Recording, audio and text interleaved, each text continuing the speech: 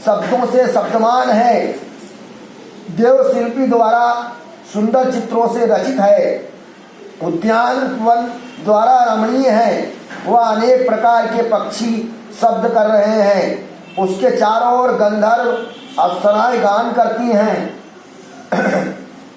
ऐसा वह चित्रगुप्त का भवन है। उस सभा में परम अनुभद्र आसन पर विराजमान चित्रगुप्त जी बैठे हुए हैं। वह प्राणियों की आयु की ठीक ठीक गणना करते हैं।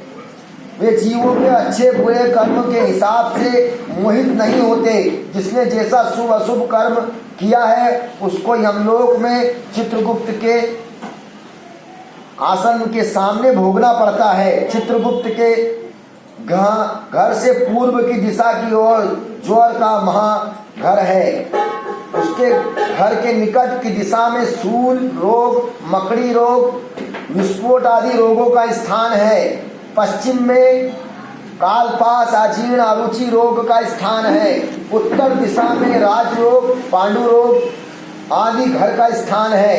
ईशान कोण में सिर के रोग, अग्नि के कोण में मूर्छा का रोग और नेत्र कोण में अतिसार का रोग, वायव्य कोण में शीत ज्वर, दाह ज्वर। इस प्रकार चित्रगुप्त का भवन और उसके अनेक व्याधियां से बना हुआ है।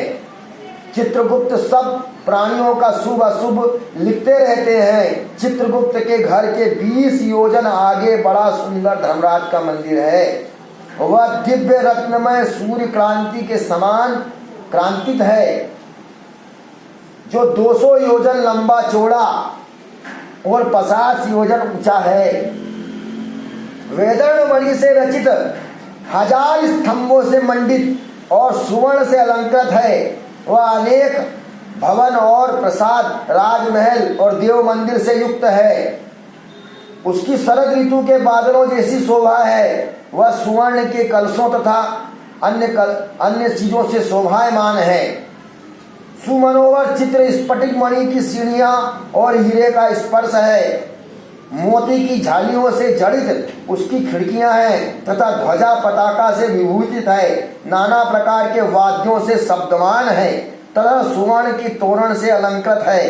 अनेक अनेक प्रकार के आश्चर्यजनक वस्तुओं से परिपूर्ण और सुवर्ण के हजारों किवाड़ और वृक्ष लता आदि से सुशोभित है। इस तरह अनेक प्रकार के आभूषण से यह भवन भूषित किया गया है। विश्वकर्मा जी ने अपने आत्मयोग के बल से इस भवन का निर्माण किया।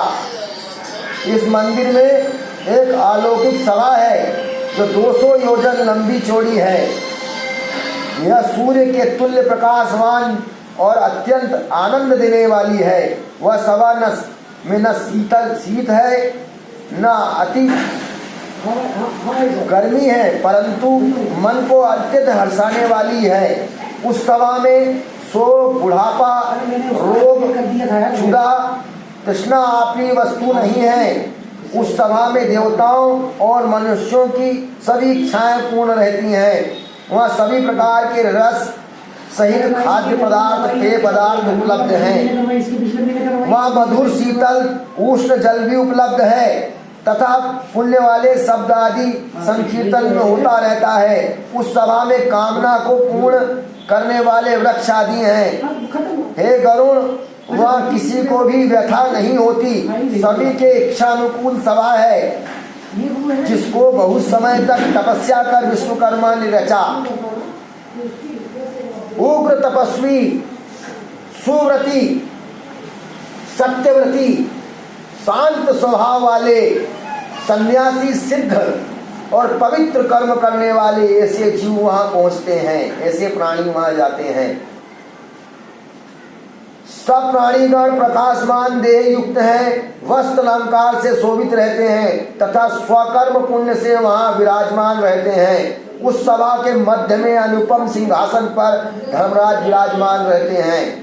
वह सभा 10 योजन विस्तृत और सब रत्नों से अलंकृत है।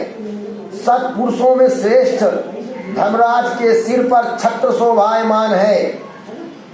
उनके कान में कुंडल और अनेक प्रकार से शोभित हैं। सिर पर अमूल्य मुकुट अलंकृत है। नील मेघों के समान उनकी क्रांति है।